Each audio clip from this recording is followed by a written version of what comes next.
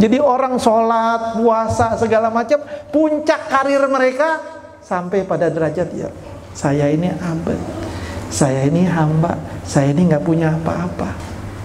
Dan Imam Sayyidina Al-Faqihul Muqaddam mulainya dari situ dia.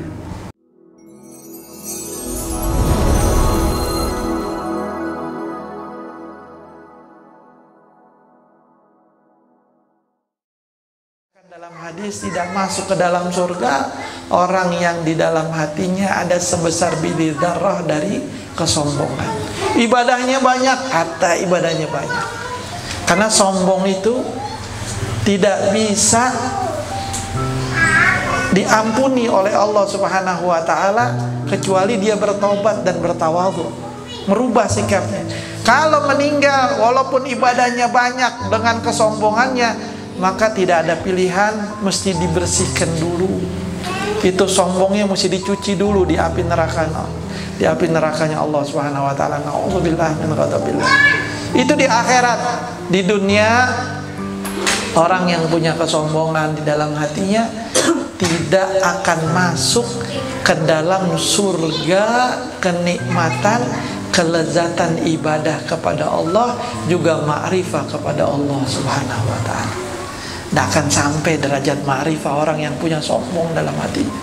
Tadi dikisahkan bagaimana Imam Haddad, beliau sampai diyakini bahwa beliau itu gutub, ya, sampai dengan derajat iftiqar, derajat yang paling tinggi dalam penghambaan kepada Allah. Ketika beliau mengatakan, qad tahaqqaqtu bi ajzi wa hudu'i wa inkisari qad kafani ilmu rabbi min su'ali wa ikhtiyari. Qad tahaqqaqtu bi ajzi wa hudu'i wa inkisari. Aku telah yakin udah tahqiq. Tahqiq itu yakin 100%. Yakin seperti jari kita ada 5 tuh, yakin. Dengan segala kehinaanku, kelemahanku, ya, dan kepapaanku di hadapan Allah Subhanahu wa taala. Ulama di zaman itu bilang, ketika beliau menulis qasidah itu, mereka yakin Imam Haddad telah sampai derajat yang tinggi dalam dalam kewalian, ya, derajat ma'rifah kepada Allah Subhanahu wa taala. Karena dengan itu orang masuk. Hingga ada perkataan Imam Sayyidina Faqihul Muqaddam, beliau mengatakan, bidayati kan nihayatu. Permulaanku, artinya mulai karir, jenjang karir, mencari ridha Allah, begitu mendekat, bertakwa kepada Allah Subhanahu wa taala, mulainya itu seperti puncak milik Imam Syekh Abdul Qadir Jailani. Bukan bicaranya tentang kedudukannya Syekh Abdul Qadir Jailani itu lebih rendah dari Imam Faqihul Muqaddam, bukan itu ngomongnya, bukan itu bicaranya. Ini pintunya,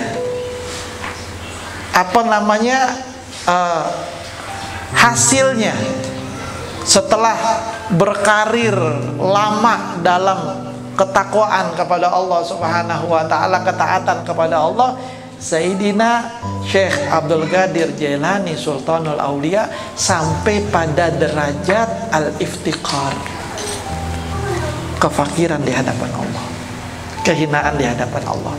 Nah, Imam Faqihul Muqaddam Muhammad bin Ali Ba'alawi, beliau memulai karirnya dari situ. Karena beliau mengatakan, aku melihat semua pintu menuju Allah Subhanahu wa taala penuh sesak. Pintu puasa penuh zaman itu. Zaman sekarang mah kosong semua, ya. Pintu sholat penuh, pintu dakwah penuh, pintu ilmu penuh, semua jalan menuju Allah penuh pintunya. Antri, sesak orang di situ, pengen menuju Allah melalui pintu-pintu tersebut. Dan aku dapati babul iftiqar, pintu kefakiran, merendah, tawadhu kepada Allah kosong. Jadi orang sholat, puasa, segala macam, puncak karir mereka sampai pada derajat, ya, saya ini abad, saya ini hamba, saya ini nggak punya apa-apa. Dan Imam Sayyidina Al-Faqihul Muqaddam mulainya dari situ dia. Mulainya dari situ. Makanya beliau mengatakan, bidayati kan nihayatu. Permulaanku adalah sama seperti puncaknya beliau, puncaknya Syekh Abdul Qadir Jailani. Itu bukan bicara makam, bukan bicara makom ya, kedudukan wali mah gak ada yang tahu selain wali juga ya, begitu. Wallahu a'lam. Dua-duanya orang-orang yang mulia, orang-orang khusus dari umatnya Nabi Muhammad SAW. Manusia apa pilihan dari yang terpilih, dari yang terpilih, dari yang terpilih dari umatnya Nabi Muhammad SAW.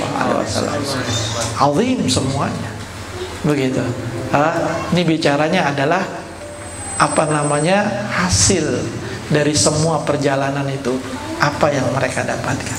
Hadirin hadirat yang dimuliakan Allah Subhanahu wa taala. Jadi sekali lagi, dengan ketawaduan, kerendahan hati, semua ibadah kita potensinya besar untuk diterima Allah. Walaupun cuma sedikit,